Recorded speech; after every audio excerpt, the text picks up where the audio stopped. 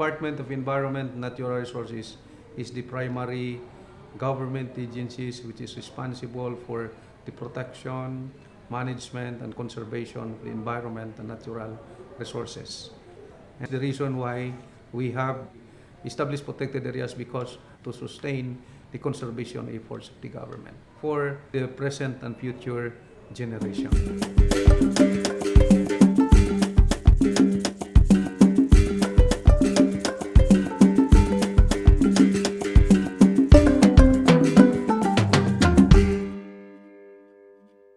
The Constitution specifies that we Filipino people should live in harmony with nature. And so, the Congress passed the NIPAS law. And the NIPAS law designated some natural parks and protected areas throughout the country. The NIPAS law is the mother law of the Central Cebu Protected Landscape. In 2007, the Philippine Congress enacted the CCPL Act, or RA 9486. So this act consolidates the 5 previously proclaimed protected areas in Central Cebu, namely the Buhisan Watershed Forest Reserve, the Mananga Watershed Forest Reserve, the Kutkusran Watershed Forest Reserve, Sudlo National Park, and Central Cebu National Park. So it was declared as protected landscape because of its role and importance as water generation and supply services, ecological services, and biophysical processes and values, including its associated biological diversities and the community, culture, and their way of life.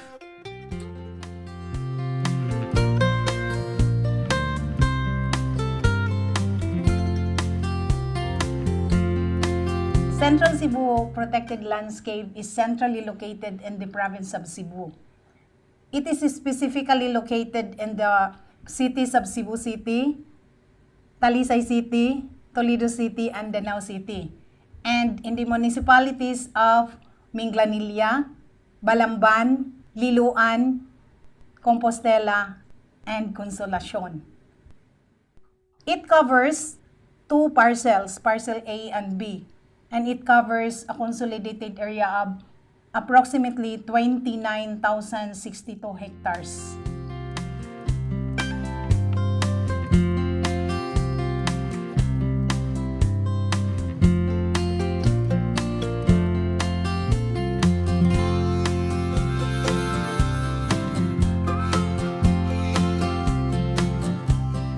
The origins of the CCPL, first they were reserved as watersheds. And so in 1911, during the rule of the Americans in the Philippines, they reserved the Buhisan watershed to supply water for Cebu. Watershed is the easiest example I can take. If you take a plangana and put a hole in the base of it and put it out in a rainstorm, it will fill with water from the rain, but the water will only exit through the hole that you made.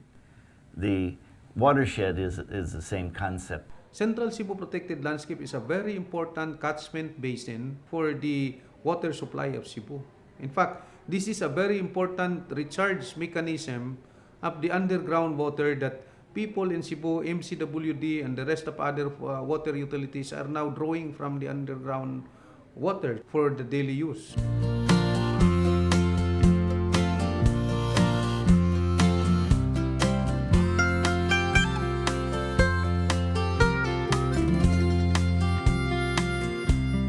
The CCPL is also considered as a key biodiversity area for importance of bird area and the conservation priority area.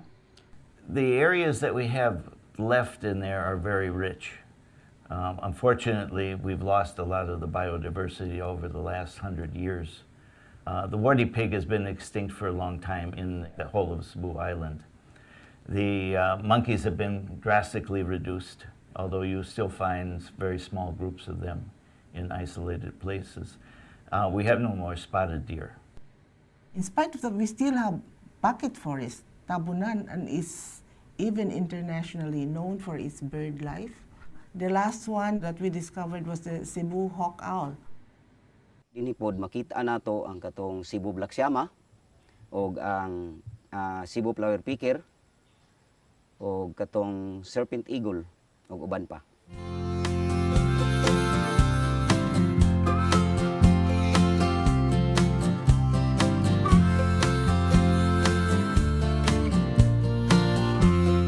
One of the interesting things is because of the varied geology of the area, you have a lot of different kinds of plants growing on a lot of different surfaces. There are trees there that only we have, the cinnamon. Ang Tabunan Forest is daghan kaayo og mga biodiversity. Sama sa naa diha ang mga herbal katong manunggal, alibungog ug katong mga dipterocarp nga mga kahoy, katong redlawaan, buyos, bangubang o magkuno o uban pa nga mga hardwood nga mga kahoy.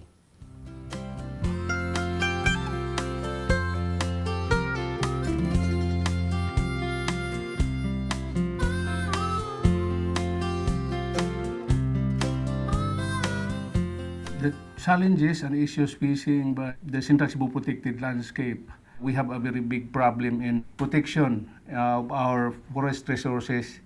Una gyud among nasinati kaning hunting sa mga langgam o putol sa mga kahoy. Kawat-kawaton man pagpamutol. The kaingan became worse, or the charcoal making also intensified.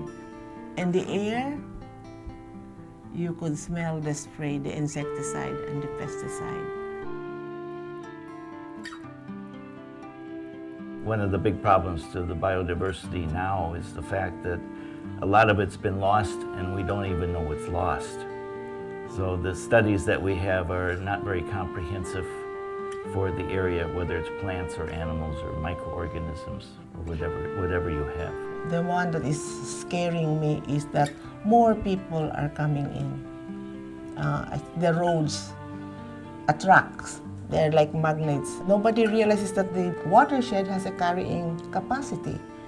And I think right now, that's breached by the population. Now, people claim and then they sell their interest and then they establish buildings, even resorts, in spite of the fact that these are clear protected areas. Because the only one who should own the CCPL is the state, the Philippine government, under the jurisdiction and management of DNR. Within DNR, they have designated a protected area management board to establish the direction, programs, and activities of what is to be undertaken in CCPL.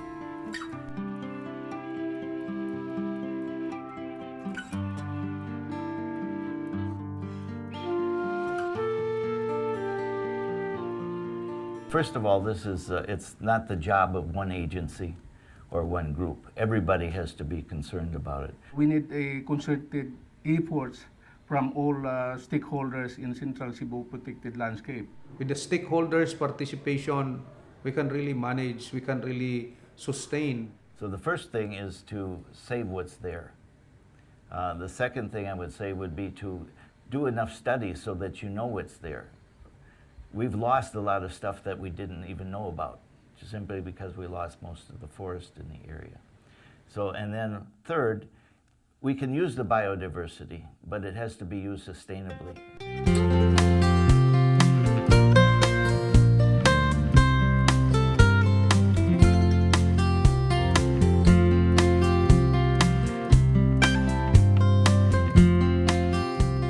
When you have education, people will begin to understand the laws. They can read, they can discuss, and maybe hopefully values are changed. The forest is given more importance. The idea of conservation is relatively weak. And one of the things that we need to do is to strengthen an environmental ethic. And the environmental ethic is how you make decisions about the environment so that they're long-term in nature. In order to start with that, you have to start with the young people. And I'm talking about elementary school. Working up through high school, through college. We better start teaching our children what's the importance for their future and for their children's children in the future. Right now, there's a project where we integrate biodiversity into the log plan of the public school. But at the same time, working on the adult population within the watershed and those that are using it from the outside. You have to understand right at the base level what the importance is of the life that goes on around you and how important it is to everybody to conserve it. But what is needed is the example of the leaders, from our local leaders as well as national leaders. And for every citizen, every one of us can make a contribution. So that's our challenge. Let's do it.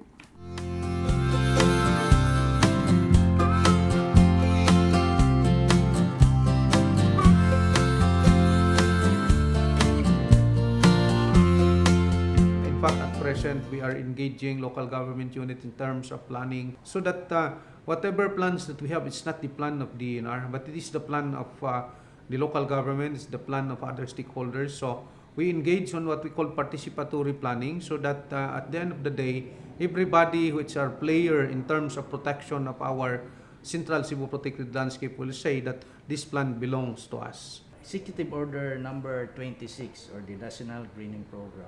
It envisioned to plant 1.5 billion seedlings in 1.5 million hectares of denuded forest land, protected area, mangrove area, and other areas. In CCPL, about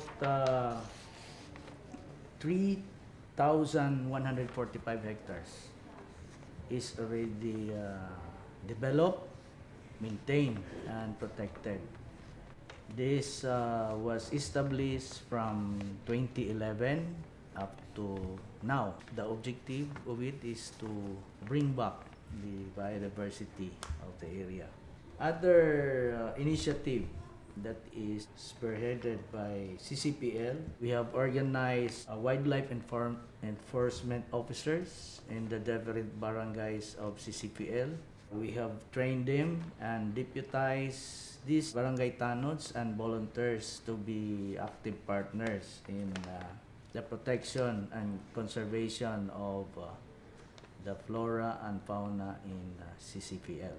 Karon na year, ang ato jud initiative na gi-implement dira sa CCPL para ma-harmonize, ma-improve nato ang pag-protect o pag-conserve within sa CCPL is in kining ecotourism activities. Our approach now of like protecting our area is not just for violation or magdakuta or enforcement, but also letting those people in the protected area aware of that we can use these beautiful rivers, caves, and waterfalls, everything for ecotourism. At the same time, it's a livelihood for our people in the mountain areas. Ecotourism is conceptualized or is now currently implemented to make the community aware, including tourists, the importance of trees and the diversity of flora and fauna in the watershed. So this could be done with continuous IEC pagpasabot sa atong mga community kung unsa ka importante ang ecotourism ug ingon man ang atong pagprotehir sa atong CCPL.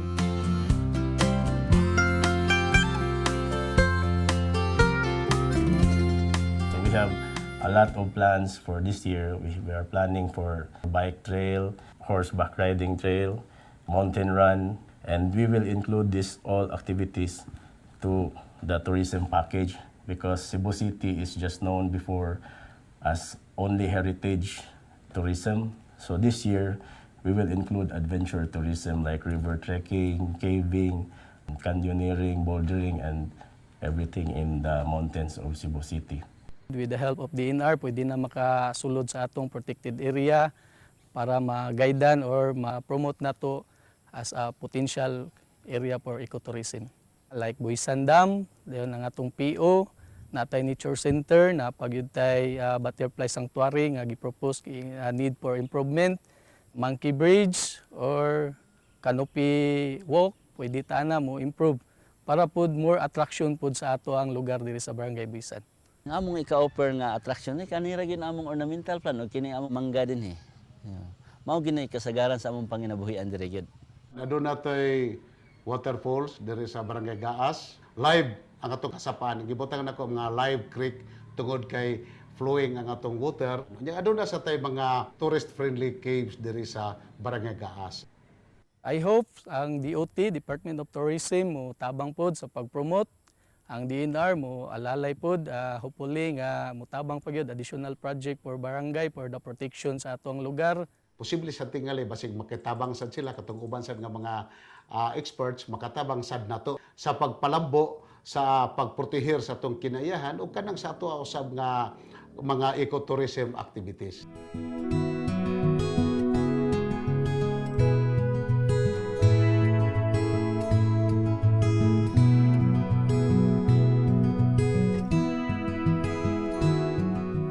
It's a matter of looking at the importance and the role to play of the Central Cebu Protected Landscape with respect to the overall development of Cebu, particularly Cebu City. We need to really challenge our youths, our children, to fight for environment.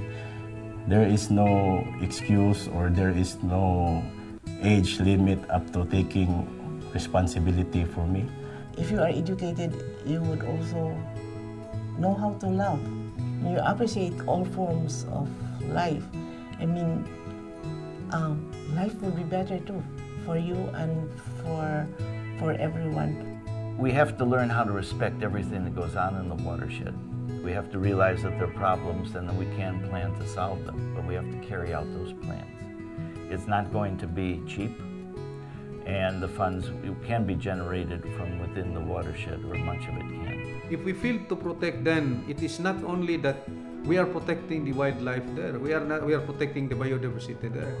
Most of our water that is being used by millions of people living in the city are being drawn in the Central Cebu Protected Landscape. Wishing that they will continue their support and cooperation and other initiatives related to the improvement of Central Cebu Protected Landscape. It is our responsibility that we are going to protect and conserve the present form of the land, the flora and the fauna, so that we will enjoy it and the succeeding generations will enjoy it.